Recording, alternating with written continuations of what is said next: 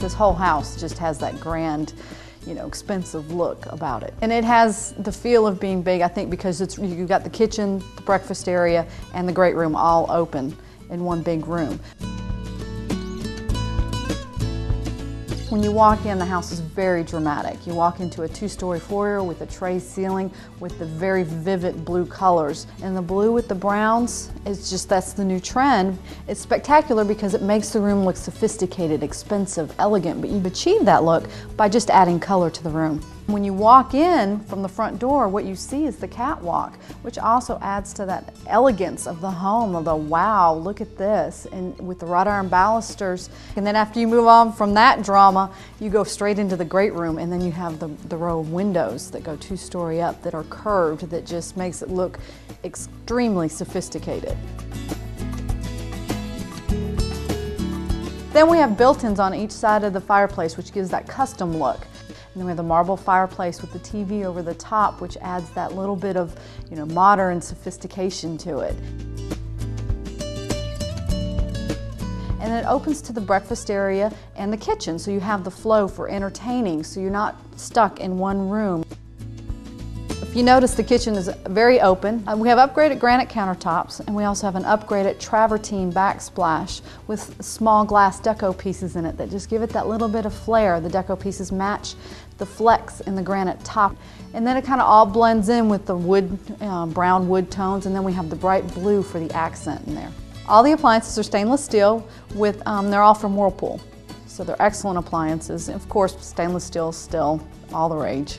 The gas cooktops are still very popular because you can regulate the heat when you're cooking. When you have an electric cooktop, it takes a while for it to cool down. A lot of people don't like that feeling. You have your kitchen that flows to the breakfast room, and then it flows to the great room.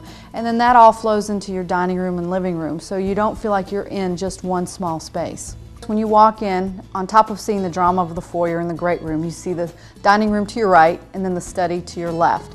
And as you notice, the colors still flow. You've still got the brown and the blues running together, but they flip-flopped them and have the brown more dominant in your dining room. The dining room has a tray ceiling, and we've also colored the inside of the tray ceiling to coordinate with the walls, which gives it a little more punch.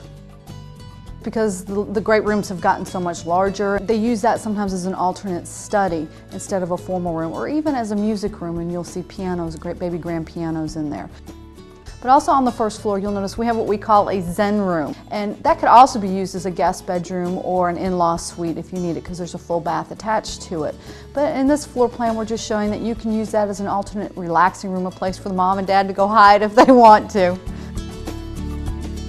As you walk into the master bedroom, you'll notice there's a large wow factor with all the paint colors on the walls and on the ceiling. The two-toned with the gold and the cranberry color. You walk in and you're just blown away when you walk into that master bedroom.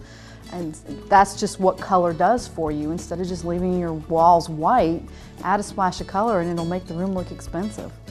And then if you go through towards the closet in the bathroom, you'll notice that there's what we call a dressing area with a full mirror on the one wall, so you can see how your outfit's going to look for the day. Then you go on to a large master bath with the upgraded leaded glass window, which lets the natural light in but keeps you private in the master bathroom. Has the dark cabinets instead of the typical white that you see lots of times. Has the cultured granite tops on there, so it adds a little bit of color to the countertops. And then we have some little deco pieces within the tile that actually jazzes up the tub just a little bit. It's not overkill, it just adds that little bit of elegance to the bathroom. And then once you go beyond that is the extra large master closet.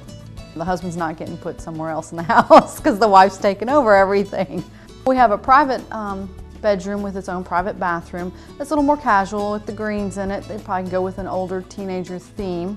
And then you go to the other end of the house and it has a Jack and Jill suite, which is great for the kids. They have their own end of the house. That way you don't have to look at the mess all the time.